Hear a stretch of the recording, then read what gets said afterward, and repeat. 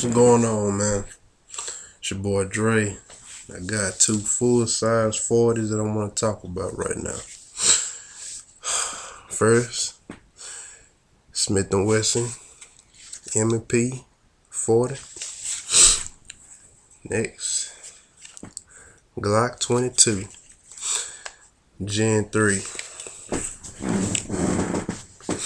Now what I want to go over is pretty much basically how the guns feel, trigger, and this is all basically my opinion. And I'm gonna keep it objective, and then I'll tell you the things that I like versus I'll tell you the things that I like, and I'll tell you the things that I feel like are more effective. Now let's start basically with the magazines. Now, well, first of all, let me just say this. I bought both of these used. I bought this one from a pawn shop. I bought it for $350, and it came with one magazine. It came with a California mag. So and I bought this from the Jackson Armory. I bought this used. This was $425, and it came with 3 magazines.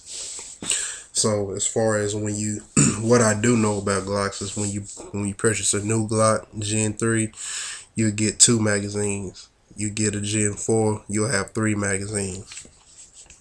I'm not really certain about the Smith & Wesson M&P.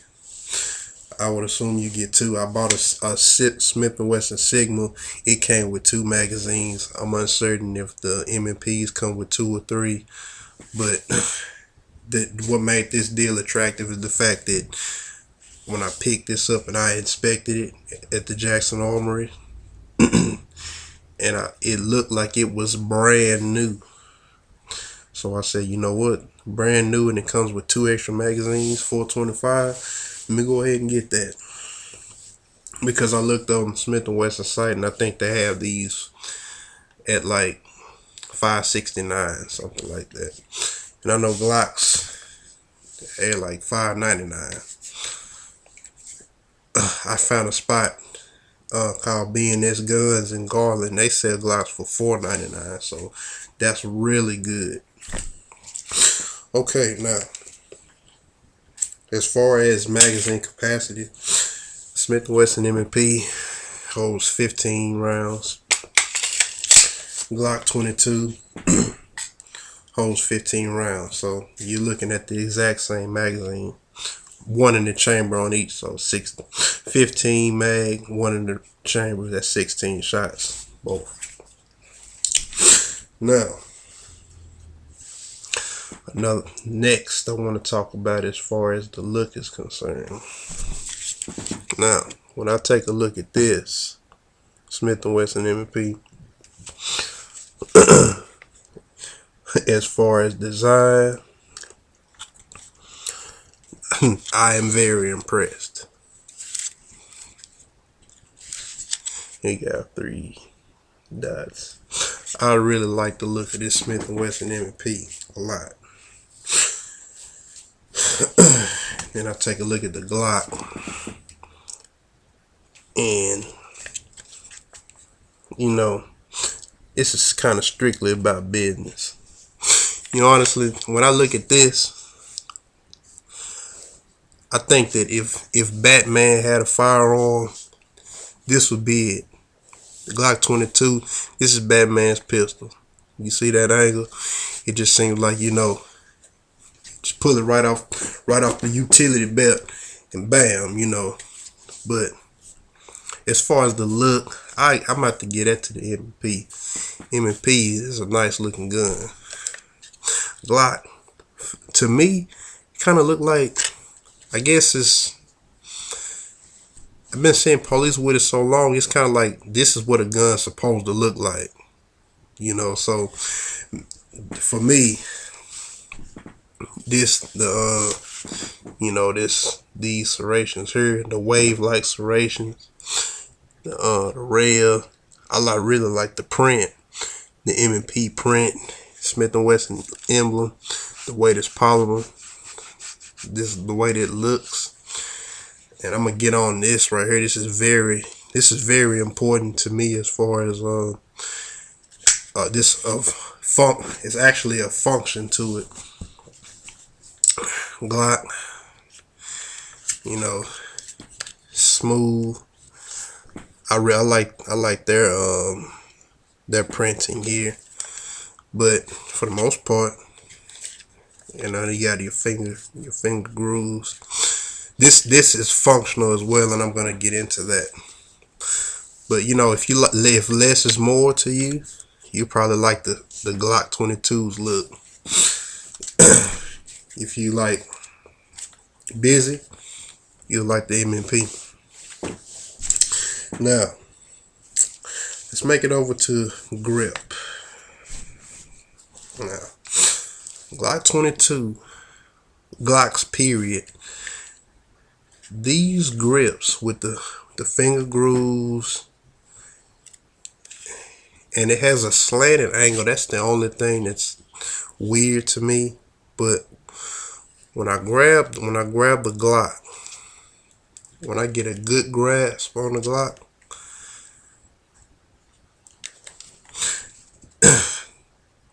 like everything made it, the grooves for my finger, it locks the Glock in my hand. Like, this is not going anywhere. This is not going anywhere. Now it's a bit, I wouldn't say chunky, but it's about average size as far as a grip is concerned.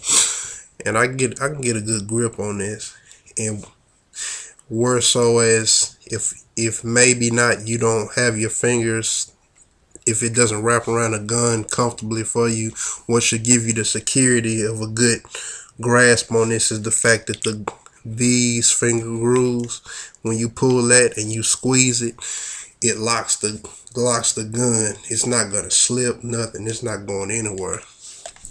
Now, the Smith & Wesson M&P. This grip is like a pillow. This is a very soft grip. I mean, it had to been designed for this to be soft. Now, they have replaceable palm swells. Now what you do is you drop the mag, you turn this to the side, pull that out. I actually have one. And then you can just take that right off. And they have 3 of them. They have small, medium, and large.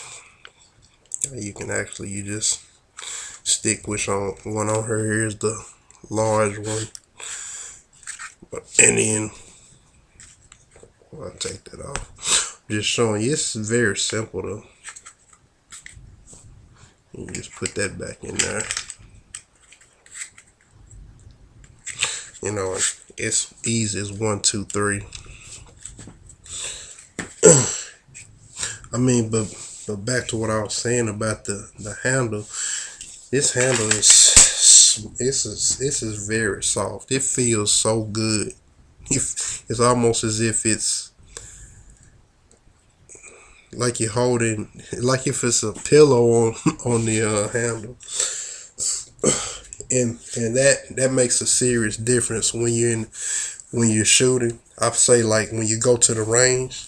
Let me say this: if you're gonna go to the range with a gun and you want a gun that's not gonna beat your hand up, you're gonna want to go with this M&P, because this right here it locks in your hand, but when you shoot, I mean, I put it like this: you're gonna feel a snap, but basically after you shoot this, and it's like how soft this is,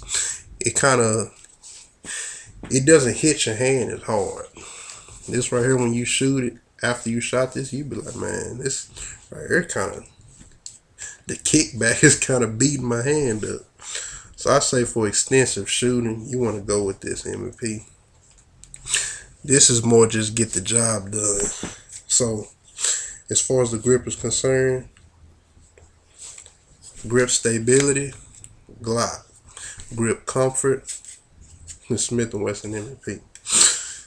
Now, as far as the and if you get your Gen 4 Glock, they'll have replaceable back straps, so you can get that bigger for your hand or whatsoever. This is a Gen 3. I'm really just comparing the actual grip that came on the M&P, because I'm trying to just compare the guns and the function rather than kind of what you get out the box. But I still want to give you an idea of what you're getting when you make the purchase. Now, another thing is the trigger. And honestly, I have to say they both have a system. You know, Glocks, they have the trigger where that's the safety, and basically trigger, it will not pull if you pull like on the tip edge. You have to put your finger all the way through and pull. The trigger block is up here at the top, so if you're pulling at the top, it's not gonna move, but when you pull down towards the bottom, you'll get the trigger. Now, for me, this is a tough call, man. It's a tough call on this trigger, because you got the Glock that breaks. Yeah. If I based it on which one broke quicker, I can't tell. I can't tell.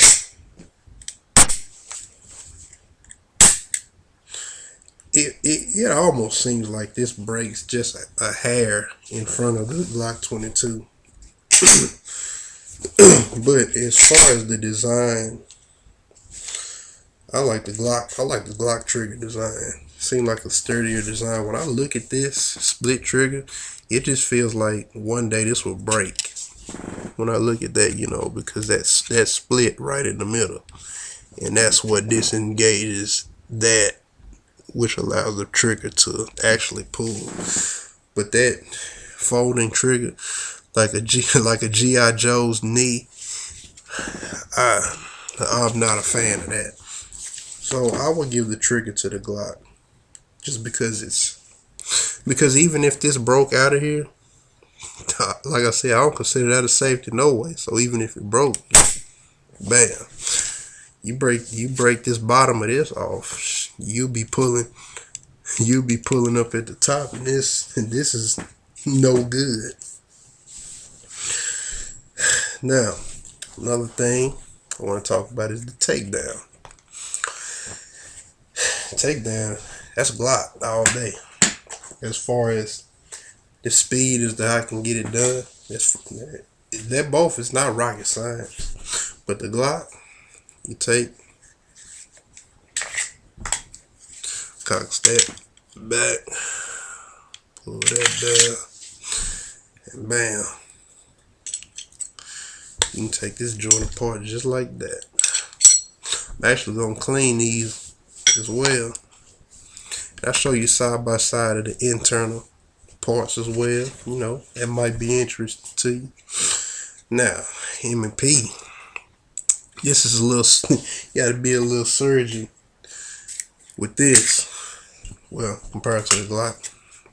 Okay, you want to take this out.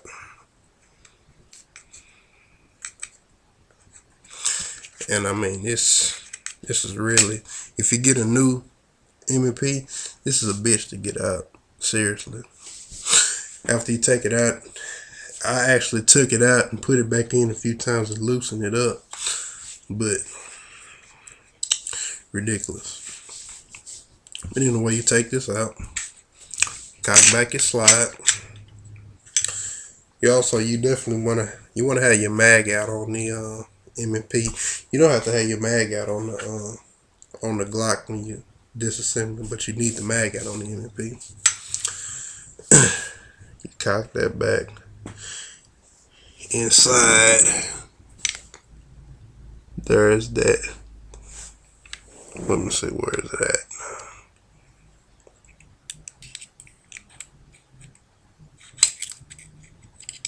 You flip this little latch down. You can see that right there. You push that down.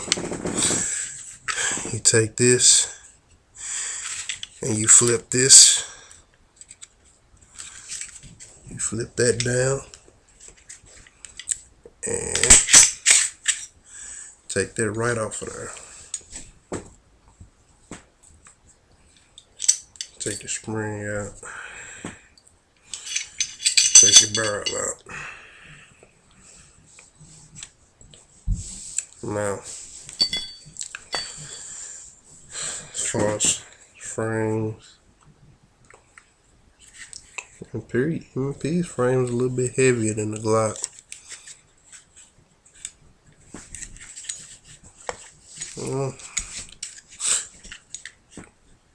Yeah, this here is light.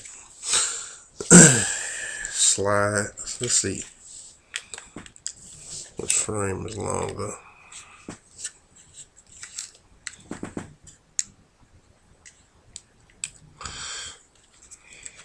That's looking like the frames about the same size. You have to maybe an inch on the M&P because they have a beaver tail. Same height. So slides, Glock 22, Smith & Wesson M&P.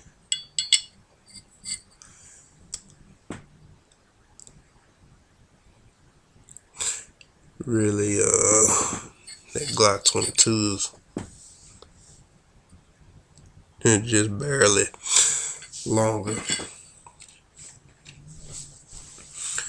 Well, one thing I do like is in the two guide rods.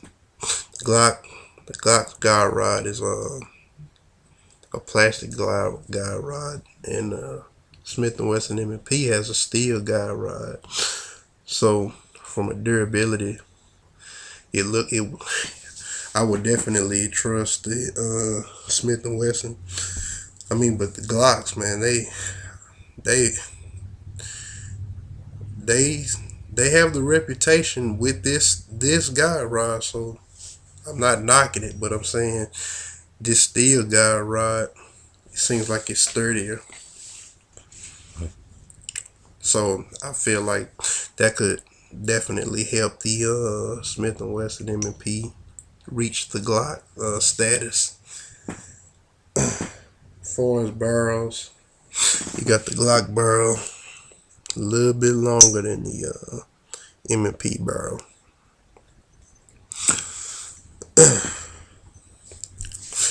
And basically, when I clean, a brand new Glock, it actually comes with the brush. So take this, go inside.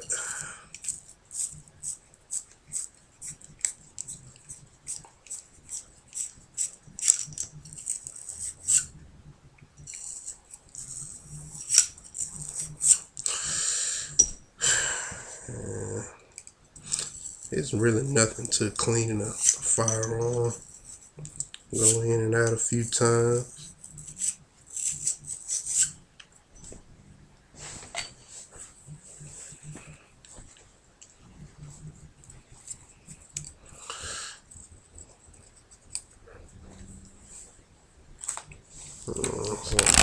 So yeah, I got everything down on the towel.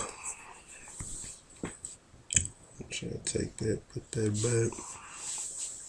Oh yeah, as far as lubricating, I use Remington rim oil, which just wasn't showing like a mirror, but whatever. Take this, and for me, always lubricate right inside, right on the edges. I spray up that and up that, and that's it.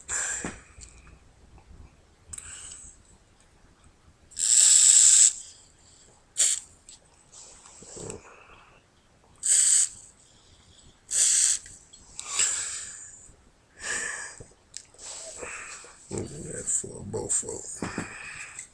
I even lubricate my Glocks, even though I've seen that Glocks don't need to be lubricated, but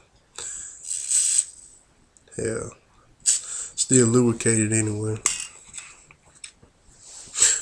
I mean, makes you feel better. Lubricate right where the slide is gonna slide on at.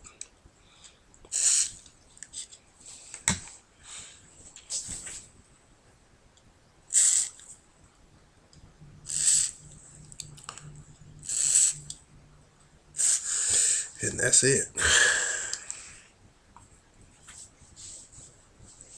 What's this? Barrel back in. Spring.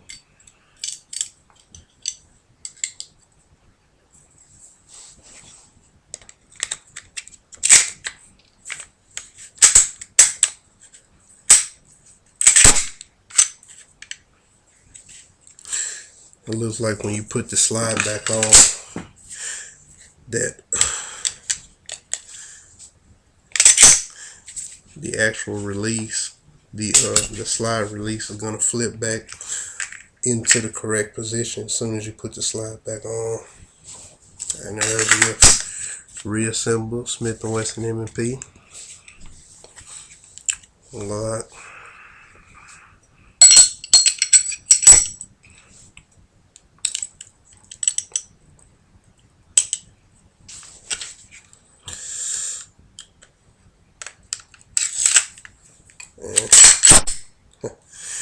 Glock. So assembly, for disassembly, definitely gonna go with the Glock on that. Cleaning, same thing. Well, I mean, cleaning is the same on both guns. At least what I do. I mean, now I don't even want to compare reputation because I mean, you know, Glock, you find it, you just, you don't find, I put it like this, I feel like, and when it comes down to trusting your life with one of these firearms, you can't go wrong with either or, because at the end of the day, there are Glocks that are bad. You look up Glock kaboom, you know, so, but Glock has a reputation that you just can't beat, you know, and you might find one Glock that jams, you know, you might find a Smith & Wesson that outperforms a Glock. I don't want to get into that, but Glock definitely has its reputation. Smith & Wesson M&P, they designed this to dethrone the Glock, so, and they took a lot from it. So with them being Smith & Wesson, and they've been around for a while, this is definitely a dependable firearm. But honestly,